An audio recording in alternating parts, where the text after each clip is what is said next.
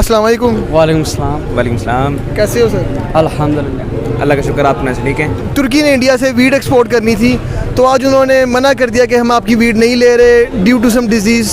तो क्या ख्याल है आपका, उनका ये फैसला सही है तुर्की का? उनका बाय द वे फैसला देखा जाए तो फिर ये फैसला अच्छे नहीं है, क्योंकि जो इंडिया अगर देखा जाए तो चाइना के बाद उनकी जो जीडीपी है ना वो सबसे बेस्ट है और वो एशिया में, तो वो इंडिपेंडेंट कंट्री है। और लेकिन उनके साथ ऐसा मतलब उनको इसे रिजेक्ट नहीं करना चाहिए। देखें उनके पास उनके मतलब अपनी मैन्युफैक्चरिंग मतलब चीज़ें होती हैं, वो अपना आईफोन मतलब उधर बनता है अपनी, तो उनकी अपनी मतलब उनकी इम्पोर्ट एक्सपोर्ट भी अच्छी है, उनकी जीडीपी भी बहुत अच्छी है, इसलिए उनका ये फैसला बिल्कुल अच्छा नहीं है। लेकिन यार इजिप्ट में उन्होंने भेजी थी सही गंदम, अब तुर्की वालों को उन्होंने हो सकता है ख़राब भेज दी हो, ताकि ऑल ओवर तुर्की का एक नाम ख़राब हो।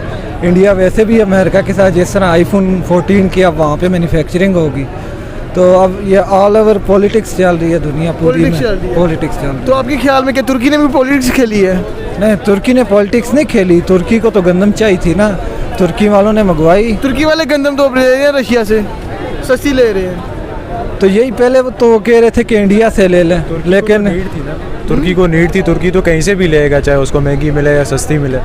अब तुर्की के साथ अगर पॉलिटिक्स करेगा इंडिया तो ज़ाहिर सी बात है ये रिलेशन ख़राब करने के लिए हो सकता है। ये नहीं कोई इनका आपस में हो चाह रहे हों कि हमारे तुर्की के साथ रिलेशन ख़राब हो जाए, क्योंकि इंडिया और अमेरिका का आपको पता है इनके रिलेशन आपस में कितने अच्छे हैं। तो ये चाह रहे हैं कि जो तुर्की है इसका हमारे साथ या बाकी कंट्रीज़ के साथ रिलेशन ख़राब हो जाए, इसने हमें ये बात बोली है कि आपने हमें गंदम गलत भेजी है। क्योंकि ज़ाहिर सी बात है तुर्की एक इस्लामिक कंट्री है, उसने कुछ देख के कुछ सोच के ही बोला होगा कि हमें गंदम गलत मिली है, तो इस वजह से उसने दोबारा रशिया से डिमांड की है कि हमें गंदम चाहिए। तुर्की एक अच्छी कंट्री है, इस तरह की बात नहीं है कि तुर्की ना गई गुजरी कोई कंट्री है।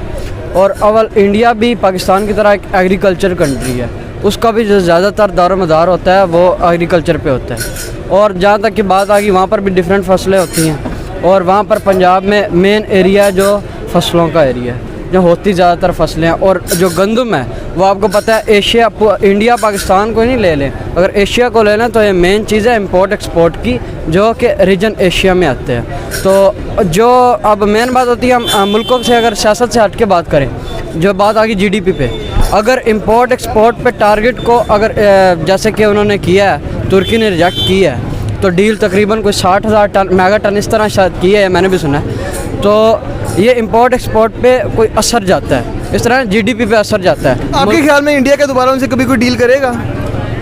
देखें हालात पे होता है, मुख्तलिफ हालात पे होता है। अब कई बार अब इंडिया ने शायद रशिया से डील की है, ये सुनने में आ रहा है रशिया से डर, हालांकि ऐसा नहीं है। हम कहते हैं पाकिस्तान की तरह इंडिया भी एंटी रशिया है और एंटी चाइना है, सपोर्टिव नहीं है। लेकिन जहाँ पर जीडीपी की बात आई है, जहाँ पर इकोनॉमी की बात आई है, इकोनॉमी की, इंडिया भी अपने मुल्क को उठाना चाहता है ना, वो भी चाहता है उसके जो हैं लोग हैं वो बेरोज़गारी से निकलें। जब हम भी मजबूरी कोई आती है, मजबूरी में इंसान कुछ भी करता है, तो मजबूरी में तो वो डील कर सकते हैं अगर उन्हें जब ज़रूरत पड़ेगी। बेशक अब उन्होंने रिजेक्ट किया है तो वो मतलब एक मुखालफत तो हो जाती है एक किस्म की, कि उन्होंने रिजेक्ट कर दी उनकी ऑफ़र को, तो वो अब उनके साथ ताल्लुक़ तो नहीं रखना चाहेंगे। लेकिन कल को अगर कोई जीडीपी पे बात आ जाती है, मुल्क की तरक्की के लिए कोई बात आ जाती है, तो उसमें तो उनको करना पड़ेगा ना। इंडिया ये क्लेम कर रहा है कि तुर्की के डील होगी रशिया के साथ, इसलिए वो हमारी गंदम को बोल रहे हैं कि डिजीज़ है, कोई रिजेक्ट कर दिया है। अगर रशिया की पहले डील हुई है, मतलब कि उन्होंने डील पहले इंडिया के साथ हुई है उनकी, तुर्की की अगर डील पहले इंडिया के साथ उन्होंने रिजेक्ट करके रशिया के साथ ली है। हाँ जी, तुर्की ने रिजेक्ट करके रशिया के साथ की है, रशिया के साथ कर ली है डील गंदम की। तो बोल थोड़ा सा। तुर्की ने रशिया के साथ अब डील कर ली है। हाँ, तुर्की ने कहा कि हम अब रशिया से गंदम लेंगे, वो उनको इंडिया से भी चीप रेट पे मिलेगी। तो भाई जैसा कि पाकिस्तान का भी ख्याल आ रहा था ना, जैसे हमारे साबिक प्राइम मिनिस्टर थे इमरान खान, किसी की सियासत से हट के बात कर रहा हूँ, सियासत पे नहीं बात कर रहा, तो उन्होंने ये डील करके आए थे ना, जिस तरह के उनके अल्फाज बता रहे हैं कि हमने रशिया से मायदा किया था कि वो पेट्रोल और गंदम हमें 30% कम रेट पे दे रहे थे। आपको पता है due to corona virus crisis world में कितना क्राइसिस है, जहाँ पर पेट्रोल 110 का आता था वहाँ पर 200 के तकरीबन 180 पेट्रोल आज है। और आपको पता है कितने क्राइसिस चल रहे हैं कंट्रीज़ में। लेकिन अगर अब जैसे रशिया अच्छा बड़ा बहुत बड़ा मुल्क है, एक वसी मुल्क है, ये कोई बिल्कुल पाकिस्तान इंडिया वाला हिसाब नहीं है। तो एक टक्कर आबादी के लिहाज से तो नहीं, लेकिन रकबे के लिहाज से टक्कर देने वाला मुल्क है रशिया। अच्छा, आपके ख्याल में आप कहना चाह रहे हो कि उनको बाद में ये मसले हो सकते हैं, क्योंकि बहुत सारी चीज़ें वो इंपोर्ट भी करते हैं, एक्सपोर्ट भी करते हैं, तो दो मुल्कों के रिलेशन के लिए आपकी इंपोर्ट एक्सपोर्ट को चलते रहना ज़रूरी होता है। तो आपको लगता है इन फ्यूचर इंडिया उनके साथ कोई डील करेगा? इन फ्यूचर इंडिया उनके साथ डील करना थोड़ा मुश्किल है, क्योंकि उन्होंने उनका जो मतलब उनके साथ जो मुआहदा हुआ है नहीं हुआ, उन्होंने उनको रिजेक्ट किया। तो ये बहुत ज़्यादा ये उनके लिए मतलब आसानी नहीं है कि वो शायद उसके साथ इन फ्यूचर कोई उनके साथ मुआहदा करेगा।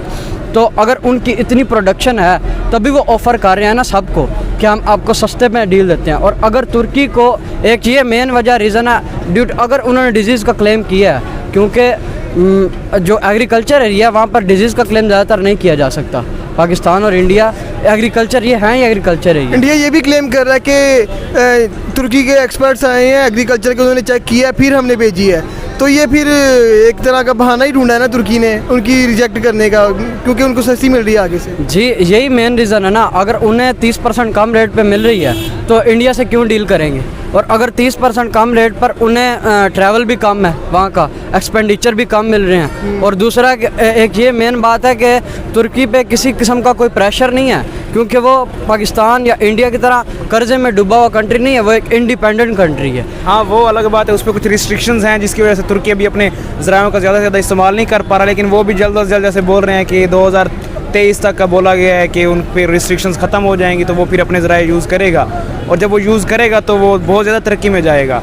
अब जैसे आप देख लें कि ना, जैसे उसे सस्ते में मिल रही है रशिया से गंदम, तो इसलिए उसने एक किस्म से बहाना ही ढूंढा है। क्योंकि आप खुद देख लें, अगर आपको एक चीज़ मिल रही है फॉर एग्जांपल 1000 की, आपको दूसरी जगह से मिल रही है 800 की, आप प्रेफर किसे करेंगे?